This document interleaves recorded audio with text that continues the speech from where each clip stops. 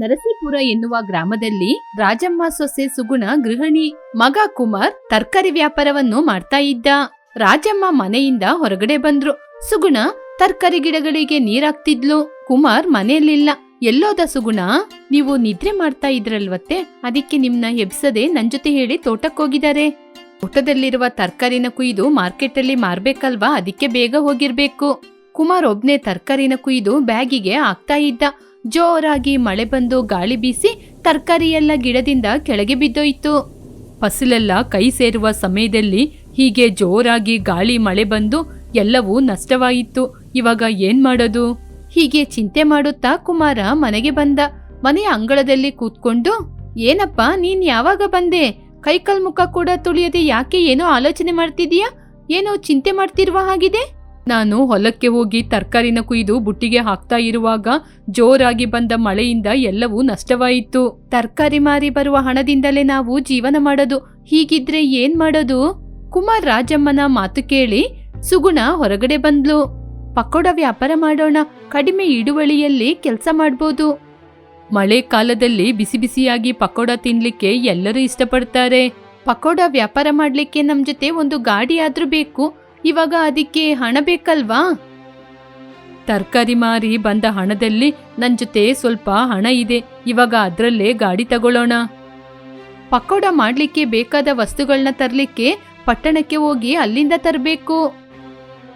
ನಮ್ಮ ಪಕ್ಕದ ಬೀದಿಯಲ್ಲಿ ಒಬ್ಬ ಅನಾರೋಗ್ಯದಿಂದ ಅವನು ವ್ಯಾಪಾರ ಮಾಡೋದನ್ನೇ ನಿಲ್ಸ್ಬಿಟ್ಟಿದ್ದಾನೆ. ಅವನತ್ರ ಗಾಡಿ ಇದೆ, ಅವನ ಜೊತೆನೆ ಕೇಳಿ ತಗೊಳ್ತೀನಿ. ಪಕೋಡ ವ್ಯಾಪಾರ ಮಾಡ್ಲಿಕ್ಕೆ ಒಂದು ಒಳ್ಳೆ ಜಾಗನ ಹುಡುಕ್ಬೇಕು. ಜಾಗ ಚೆನ್ನಾಗಿಲ್ಲದಿದ್ರೆ ಜನ ಬಂದು ನಮ್ ಜೊತೆ ಪಕೋಡನ ತಗೊಳ್ಳೋದೇ ಇಲ್ಲ. ರಾಜಮ್ಮ ಸುಗುಣ ವ್ಯಾಪಾರ ಮಾಡ್ಲಿಕ್ಕೆ ಸ್ಥಳವನ್ನು ನೋಡಿದ್ರು. ಕುಮಾರ ಹೋಗಿ ಗಾಡಿಯನ್ನು ತೆಗೆದುಕೊಂಡು ಬಂದ. ಜನರು ಓಡಾಡುವ ಜಾಗದಲ್ಲಿ ಪಕೋಡ ವ್ಯಾಪಾರ ಮಾಡಿದ್ರೆ ಒಳ್ಳೆ ಲಾಭ ಬರುತ್ತೆ. ನಾಳೆ ತುಂಬಾ ಒಳ್ಳೆ ದಿನ. ನಾಳೆನೇ ವ್ಯಾಪಾರವನ್ನು ಆರಂಭಿಸೋಣ. ಒಂದು ಪ್ಲೇಟಿಗೆ 5 ರೂಪಾಯಿ ಮಾರೋಣ. ಅಯ್ಯೋ ಅಮ್ಮ, ಇವಾಗ ಯಾರಾದ್ರೂ 5 ರೂಪಾಯಿಗೆ ಪಕೋಡ ವ್ಯಾಪಾರ ಮಾಡ್ತಾರ?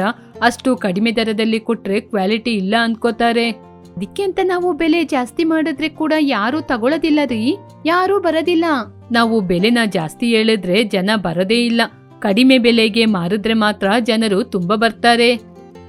ನಿಮ್ಮಿಬ್ಬರ ಆಲೋಚನೆ ಒಂದೇ ಇರುವಾಗ ನಾನ್ ಏನ್ ಮಾತಾಡೋದು? ಮರುದಿನ ಪಕೋಡ ಗಾಡಿಯನ್ನು ಹಾಕಿ ಸುಗುಣ ಮತ್ತು ರಾಜಮ್ಮ ಪಕೋಡವನ್ನು ಬೇಯಿಸ್ತಾ ಇದ್ರು. ನಾನು ಪಕೋಡನ ಎಷ್ಟು ಚೆನ್ನಾಗಿ ಮಾಡಿದೀನಿ ಅಂತ ನೋಡ್ರಿ. ಈರುಳ್ಳಿ, ಹಸಿಮೆಣಸು, ಕರಿಬೇವಿನ ಸೊಪ್ಪು ಎಲ್ಲ ಹಾಕಿ ಚೆನ್ನಾಗಿ ಮಾಡಿದೀನಿ. ಸೋಡಾ ಹುಡಿ ಒಳ್ಳೇದಲ್ಲ, ಅದಕ್ಕೆ ಒಂಚೂರೇ ಹಾಕಿರೋದು.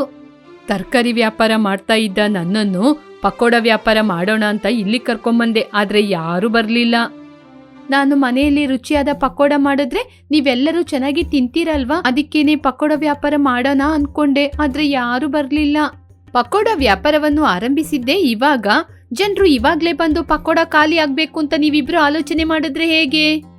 ಪಕೋಡ ತಗೊಂಡೋಗ್ಲಿಕ್ಕೆ ಯಾರೂ ಬರ್ಲಿಲ್ಲ. ಹೀಗೆ ಎಲ್ಲರೂ ಮನೆಗೆ ಹೊರಟು ಬಂದ್ರು. ಬರುವ ದಾರಿಯಲ್ಲಿ ಸಿಗುವ ಮಕ್ಕಳಿಗೆ ಎಲ್ಲ ಉಚಿತವಾಗಿ ಪಕೋಡವನ್ನು ಕೊಟ್ರು.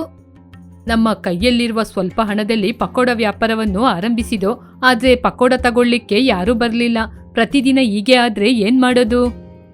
ನೋಡಪ್ಪ ಕುಮಾರ, ನೀನು ತರಕಾರಿ ವ್ಯಾಪಾರ ಮಾಡ್ತಾ ಇದ್ದೆ. ಒಂದು ದಿನ ಲಾಭ ಜಾಸ್ತಿ ಬರ್ತಾ ಇತ್ತು, ಒಂದು ದಿನ ಲಾಭ ಕಡಿಮೆ ಬರ್ತಾ ಇತ್ತು. ನೀನು ಪಕೋಡ ವ್ಯಾಪಾರ ಆರಂಭಿಸಿದ ತಕ್ಷಣ ನಿನಗೆ ಒಳ್ಳೆ ಲಾಭ ಬರ್ಬೇಕು ಅಂತ ಹೇಗೆ ಅನ್ಕೋತೀಯ? ನಮ್ಮ ವ್ಯಾಪಾರ ಚೆನ್ನಾಗಿ ನಡೆದ್ರೇನೆ ಕಣಮ್ಮ ನಾವು ಚೆನ್ನಾಗಿ ಇರ್ಲಿಕ್ಕಾಗೋದು. ಪ್ರತಿದಿನ ಹೀಗೇನೆ ವ್ಯಾಪಾರ ಆದ್ರೆ ನಾವು ಹೇಗೆ ಜೀವನ ಮಾಡೋದು? ಸುಗುಣ ಚೆನ್ನಾಗಿ ಪಕೋಡ ಮಾಡ್ತಾಳೆ, ಒಳ್ಳೆ ವ್ಯಾಪಾರ ಆಗುತ್ತೆ. ನೀನೇನು ಆಲೋಚನೆ ಮಾಡ್ಬೇಡ. ನಮಗೆ ಒಳ್ಳೆ ದಿನ ಅನ್ನೋದು ತುಂಬಾ ದೂರದಲ್ಲಿಲ್ಲ. ದಿನವಿಡೀ ನಿಂತು ವ್ಯಾಪಾರ ಮಾಡ್ತೀವಿ ಅಂತ ಹೇಳಿ ತುಂಬಾ ಸುಸ್ತಾಗಿದ್ದೀವಿ. ಬನ್ನಿ ಊಟ ಮಾಡಿ ಮಲ್ಕೊಳ್ಳೋಣ. ಈ ಮಳೆ ಗಾಳಿ ಬಂದ ನಂತರ ನಮ್ಮ ತೋಟದ ಪರಿಸ್ಥಿತಿ ಹೇಗಿದೆ ಅಂತ ಗೊತ್ತಿಲ್ಲ. ಬೇಗ ಹೋಗಿ ನೋಡ್ಕೊಂಬರ್ಬೇಕು.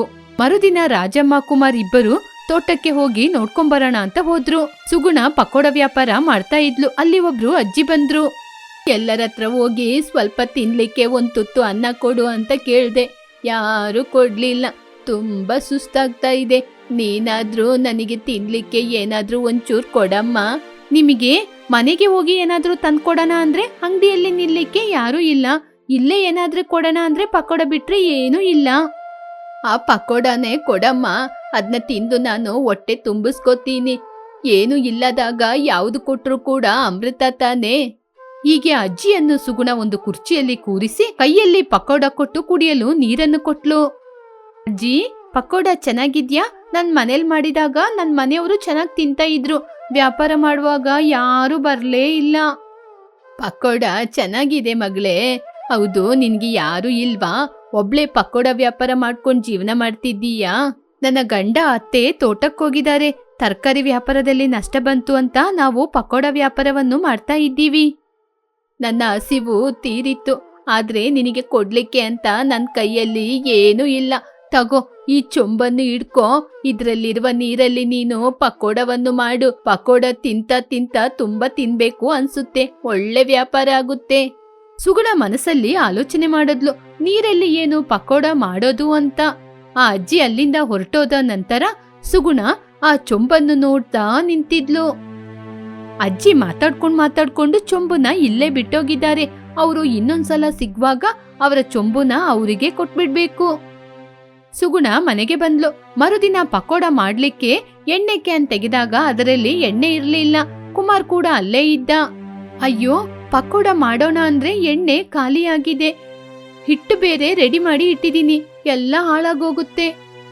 ಕೈಯಲ್ಲಿರುವ ಹಣದಲ್ಲಿ ಹೋಗಿ ಎಣ್ಣೆ ತರೋಣ ಅಂದ್ರೆ ಪಟ್ಟಣಕ್ಕೆ ಹೋಗಿ ತರ್ಲಿಕ್ಕೆ 1 ಗಂಟೆ ಸಮಯ ಆಗುತ್ತೆ. ನನ್ನ ಕೈಯಲ್ಲಿ ಅಷ್ಟು ಹಣ ಕೂಡ ಇಲ್ಲ. ತರಕಾರಿ ವ್ಯಾಪಾರದಲ್ಲಿ ನಷ್ಟ ಆಯಿತು, ಪಕೋಡ ವ್ಯಾಪಾರದಲ್ಲೂ ನಷ್ಟ ಆಯಿತು. ನಮ್ಮ ಕೈಯಲ್ಲಿರುವ ಹಣ ಎಲ್ಲ ಖಾಲಿ ಆಗ್ಬಿಡ್ತು. ಆಗ ಸುಗುಣನಿಗೆ ಅಜ್ಜಿ ಹೇಳಿದ ಮಾತು ನೆನಪಿಗೆ ಬಂತು. ಅತ್ತೆ ರೀ, ನೀವೇನು ಚಿಂತೆ ಮಾಡ್ಬೇಡಿ.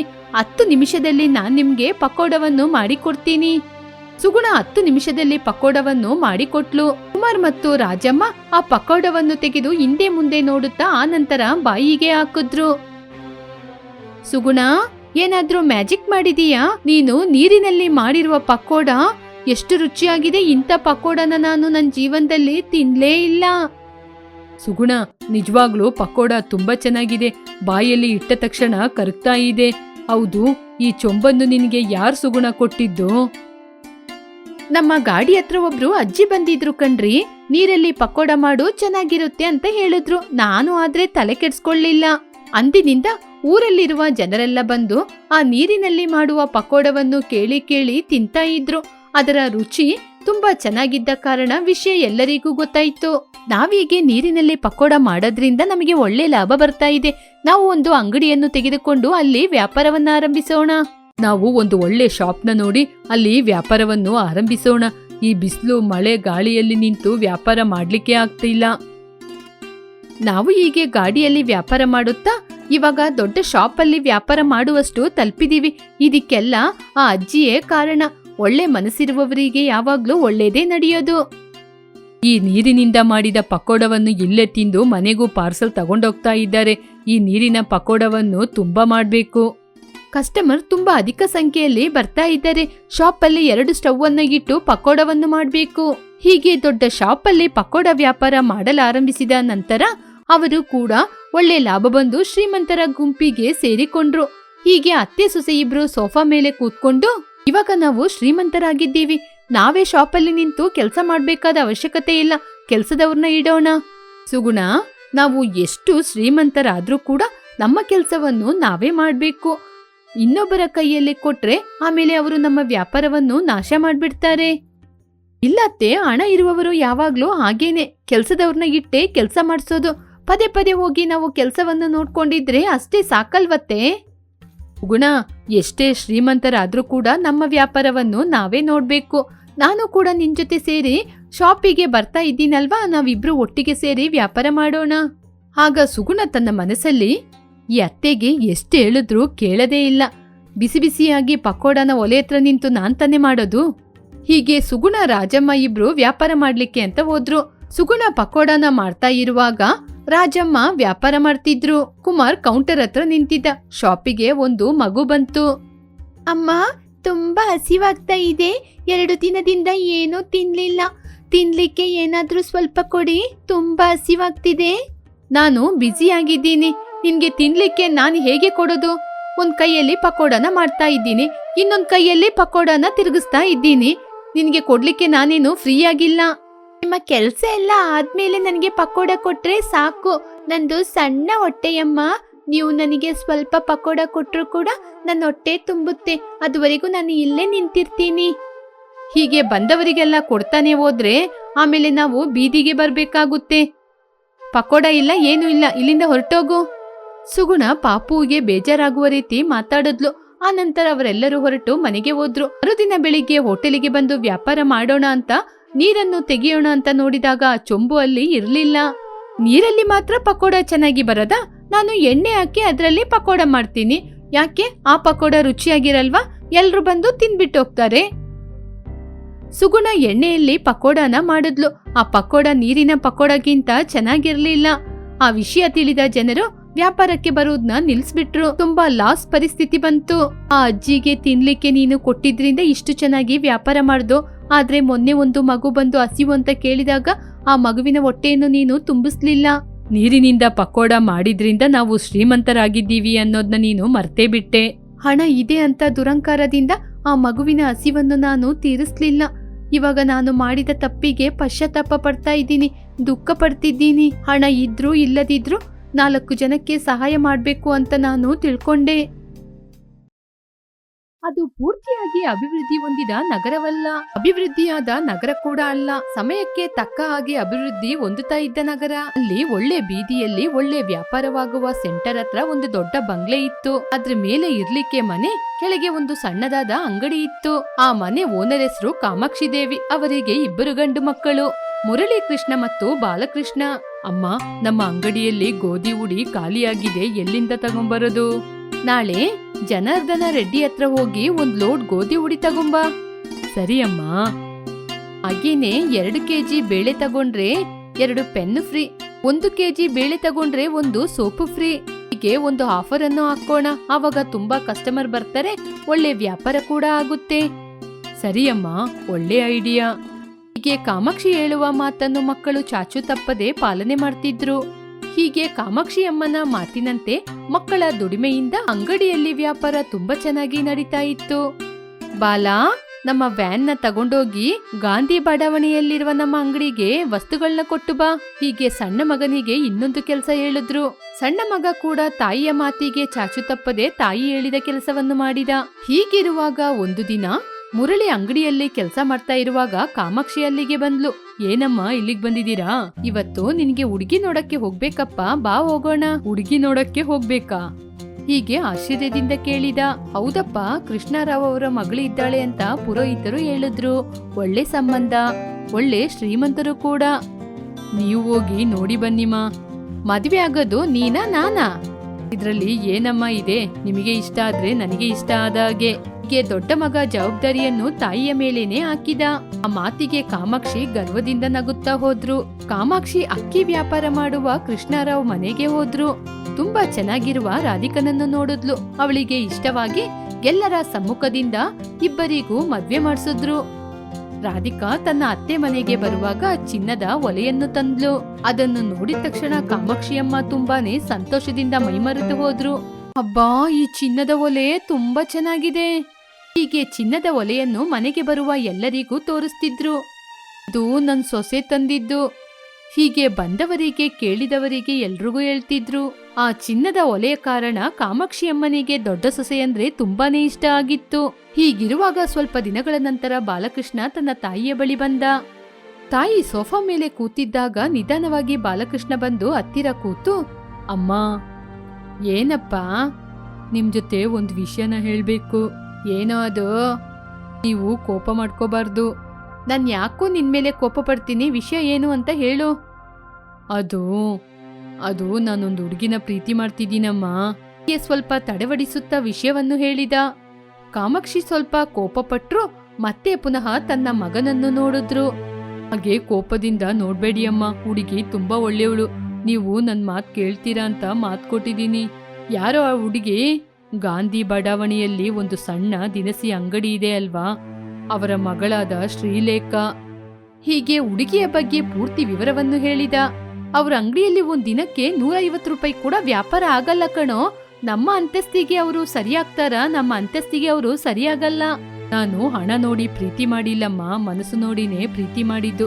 ನಾನು ಆ ಹುಡುಗಿಯ ಪ್ರೀತಿಗೆ ನನ್ನ ಮನಸ್ಸನ್ನು ಕೊಟ್ಟಿದ್ದೀನಿ. ಮನಸ್ಸು ನೋಡೋದು ನಿಮ್ಮಂತಹ ಸಣ್ಣ ಮಕ್ಕಳು. ನಾವು ದೊಡ್ಡವರಲ್ವಾ, ನಮಗೆ ಹಣ, ಆಸ್ತಿ, ಅಂತಸ್ತು ಇವೇ ಬೇಕಾಗಿರೋದು. ಅದು ಇದ್ರೇನೆ ಸಂಬಂಧ ನೋಡಕ್ಕಾಗೋದು. ಅದಲ್ಲಮ್ಮ, ಪ್ಲೀಸ್ ಅಮ್ಮ ಒಪ್ಕೊಳ್ಳಿ, ನಿಮಗೆ ಒಂದು ಒಳ್ಳೆ ಸೊಸೆ ಸಿಗ್ತಾಳೆ. ಒಂದೇ ಕಾಲಲ್ಲಿ ನಿಂತಿದ್ದ. ಹೀಗೆ ಮಗ ತುಂಬಾ ಹಠ ಮಾಡುವ ಕಾರಣ ಕಾಮಾಕ್ಷಮ್ಮ ಕೂಡ ಒಪ್ಪಿಕೊಂಡ್ರು. ಹುಡುಗ ಹಾಗೂ ಅವನ ಮನೆ ತುಂಬಾ ಒಳ್ಳೆ ಸಂಬಂಧ ಆದ ಕಾರಣ ಶ್ರೀಲೇಖಾ ತಂದೆ ತಾಯಿ ಕೂಡ ಒಪ್ಪಿಕೊಂಡು ಅವರಿಬ್ಬರಿಗೆ ಮದುವೆಯನ್ನು ಮಾಡಿದ್ರು. ಶ್ರೀಲೇಖಾ ಮನೆಗೆ ಬಂದ ತಕ್ಷಣ ಕಾಮಾಕ್ಷಿಯಮ್ಮ ಚಿನ್ನದ ಒಲೆ ಹತ್ರ ಕರ್ಕೊಂಡೋದ್ರು. ಅದನ್ನು ನೋಡಿದ ತಕ್ಷಣ ಶ್ರೀಲೇಖಾ ಆಶ್ಚರ್ಯಪಟ್ಲು. ಅತ್ತೆ, ಇದು ತುಂಬಾ ಚೆನ್ನಾಗಿದೆ ಹಾಗೆ ಹೇಳಿ ತುಂಬಾನೇ ಸಂತೋಷಪಟ್ಲು. ಇದು ದೊಡ್ಡ ಸೊಸೆ ತಂದಿದ್ದು, ನೀನ್ ಕೂಡ ಇದೇ ರೀತಿ ತರ್ಬೇಕಲ್ವಾ? ಆದ್ರೆ ಅತ್ತೆ, ಅದು ಬಂದು ನನ್ ಮನ್ಸಲ್ಲಿರೋದು ನಿನ್ಗೆ ಹೇಳಿದ್ದಮ್ಮ, ಆಮೇಲೆ ನಿನ್ನಿಷ್ಟ.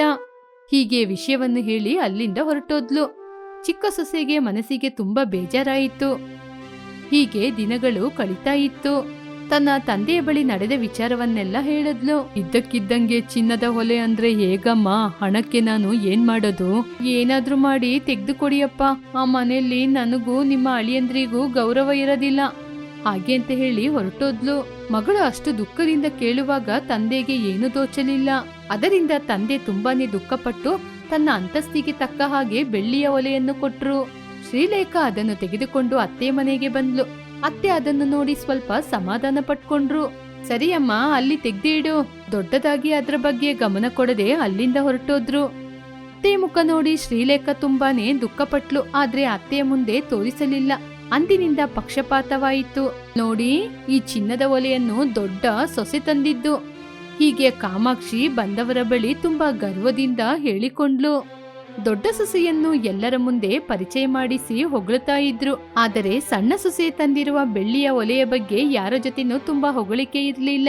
ಶ್ರೀಲೇಖಾ ಅದನ್ನು ನೋಡಿ ತುಂಬಾನೇ ದುಃಖಪಟ್ಲು. ವಿಷಯವನ್ನು ತನ್ನ ಗಂಡನ ಜೊತೆ ಕೂಡ ಹೇಳಲಿಲ್ಲ. ಹೀಗಿರುವಾಗ ಬಡ ಸೊಸೆ ಒಂದು ಕಡೆ ಕೂತ್ಕೊಂಡು ನೇಯ್ತಾ ಇರುವಾಗ ದೊಡ್ಡ ಸೊಸೆ ಅಲ್ಲಿಗೆ ಬಂದು, ಏನ್ ಮಾಡ್ಕೊಂಡ್ ಕೂತಿದೀಯಾ? ಇದು ನೆಯ್ಯದಕ್ಕ, ನನಗೆ ತುಂಬಾ ಇಷ್ಟ. ನಮ್ ತಂದೆ ಸಣ್ಣದಿರಿರುವಾಗ ಹೇಳಿಕೊಟ್ರು.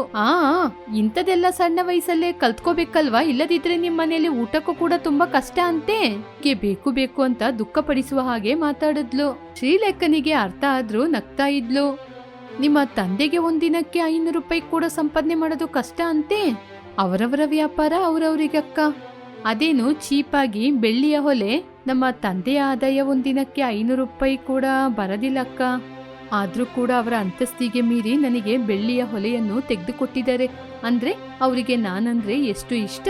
ಆ ವಸ್ತುಗಳು ನನಗೆ ಕೋಟಿಗೆ ಸಮಾನ ಹಾಗೆ ಹೇಳಿ ಅಲ್ಲಿಂದ ಹೊರಟೋದ್ಲು. ಮಾತು ಕೇಳಿ ದೊಡ್ಡ ಸೊಸೆಗೆ ಕೆನ್ನೆಗೆ ಬಾರಿಸಿದಂತಾಯಿತು. ಅಡುಗೆ ಮನೆಗೆ ಬಂದು ಚಿನ್ನದ ಒಲೆ ಪಕ್ಕದಲ್ಲಿರುವ ಬೆಳ್ಳಿಯ ಹೊಲೆಯನ್ನು ನೋಡಿದ್ಲು. ಈ ಬೆಳ್ಳಿ ಹೊಲೆ ನನ್ನ ಚಿನ್ನದ ಹೊಲೆ ಹತ್ರ ಇರಬಾರ್ದು ಹಾಗೆ ಅಂತ ಹೇಳಿ ಅದನ್ನ ಕೆಳಗೆ ತಳ್ಳಿ ಹಾಕಿದ್ಲು. ಶ್ರೀಲೇಖಾ ಆ ಬೆಳ್ಳಿಯ ಹೊಲೆಯನ್ನು ನೋಡಿದ್ಲು. ಆದ್ರೆ ಅದನ್ನು ನೋಡಿ ಏನೂ ಹೇಳಲಿಲ್ಲ.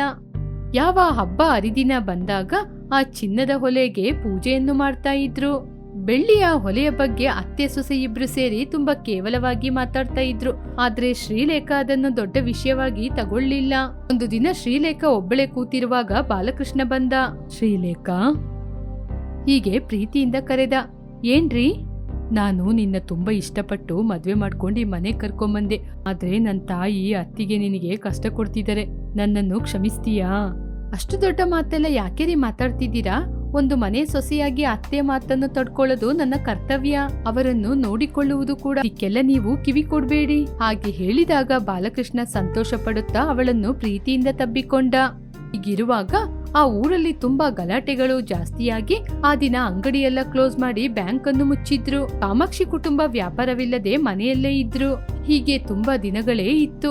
ಹೀಗೆ ಅಂಗಡಿಗಳು ಕೂಡ ಮುಚ್ಚಿತ್ತು. ಒಂದು ದಿನ ಅವರ ಮನೆಗೆ ಕಳ್ಳ ಬಂದ. ಇರುವ ಹಣ, ಚಿನ್ನದ ಒಲೆಯನ್ನೆಲ್ಲ ತಗೊಂಡೋದ್ರು. ಬೆಳಿಗ್ಗೆ ಎದ್ದು ನೋಡುವಾಗ ಕಾಮಾಕ್ಷಿ ಅಮ್ಮ ಜೊತೆ ಸೇರಿ ಎಲ್ಲರೂ ಆಶ್ಚರ್ಯಪಟ್ರು. ಅಯ್ಯೋ ದೇವ್ರೇ, ನನ್ನ ಚಿನ್ನದ ಒಲೆನ ಕಳ್ಳ ಎತ್ಕೊಂಡೋಗ್ಬಿಟ್ಟಲ್ಲಪ್ಪ. ಅವನು ಹಾಳಾಗೋಗ, ಅವನಿಗೆ ಆಕ್ಸಿಡೆಂಟ್ ಆಗ್ಲಿಕ್ಕೆ. ಹೀಗೆ ಆಲೋಚನೆ ಮಾಡಿ ಮಾಡಿ ಪ್ರಜ್ಞೆ ತಪ್ಪಿ ಕೆಳಗೆ ಬಿದ್ರು. ಹೀಗೆ ಎಲ್ಲರೂ ಎದುರಿ ಹೋಗಿ ಅವರನ್ನು ಹಾಸ್ಪಿಟ್ಲಿಗೆ ಕರ್ಕೊಂಡೋದ್ರು. ಅಲ್ಲಿ ಪ್ರಾಣಕ್ಕೆ ಯಾವ ತೊಂದರೆನೂ ಇಲ್ಲ, ಸ್ವಲ್ಪ ಹಣ ಖರ್ಚಾಗುತ್ತೆ ಅಂತ ಹೇಳಿದ್ರು. ಮನೆಯಲ್ಲಿರುವ ಹಣ ಚಿನ್ನವನ್ನೆಲ್ಲ ಕಳ್ಳ ಎತ್ಕೊಂಡೋದ. ಏನ್ ಮಾಡ್ಬೇಕು ಅಂತ ಗೊತ್ತಾಗ್ಲಿಲ್ಲ. ಏನ್ ಮಾಡ್ಬೇಕು ಅಂತ ಯಾರಿಗೂ ಅರ್ಥ ಆಗ್ಲಿಲ್ಲ. ದೊಡ್ಡ ಸೊಸೆಯ ತಂದೆ ಸಹಾಯ ಮಾಡ್ಲಿಕ್ಕೆ ಅಂತ ಅವರ ಮನೆಗೆ ಬಂದ್ರು. ಶ್ರೀಲೇಖ ಮೌನದಿಂದ ಮನೆಗೆ ಬಂದ್ಲು. ಆ ಬೆಳ್ಳಿಯ ಒಲೆಯನ್ನು ತೆಗೆದುಕೊಂಡು ಹೋಗಿ ಚಿನ್ನದ ವ್ಯಾಪಾರಿ ಬಳಿ ಮಾರಿ ಹಣವನ್ನು ತಗೊಂಬಂದ್ಲು. ಆ ಹಣವನ್ನು ಹಾಸ್ಪಿಟ್ಲಲ್ಲಿ ಕಟ್ಟಿ ಅತ್ತೆಗೆ ಚಿಕಿತ್ಸೆ ಮಾಡಿ ಮನೆಗೆ ಕರ್ಕೊಂಡ್ಬಂದ್ರು. ಕಾಮಾಕ್ಷಿಗೆ ಪ್ರಜ್ಞೆ ಬಂದ ನಂತರ ಈ ವಿಷಯ ಗೊತ್ತಾಯ್ತು. ಆರೋಗ್ಯ ಸರಿಯಾದ್ಮೇಲೆ ಹಣವನ್ನು ತೆಗೆದುಕೊಂಡು ಹೋಗಿ ಚಿನ್ನದ ವ್ಯಾಪಾರಿಗೆ ಕೊಟ್ಟು ಆ ಬೆಳ್ಳಿಯ ಒಲೆಯನ್ನು ಬಿಡಿಸ್ಕೊಂಡ್ಬಂದ್ಲು. ಈ ಬೆಳ್ಳಿಯ ಹೊಲೆಯನ್ನು ನನ್ನ ಚಿಕ್ಕ ಸೊಸೆ ತಂದ್ಲು.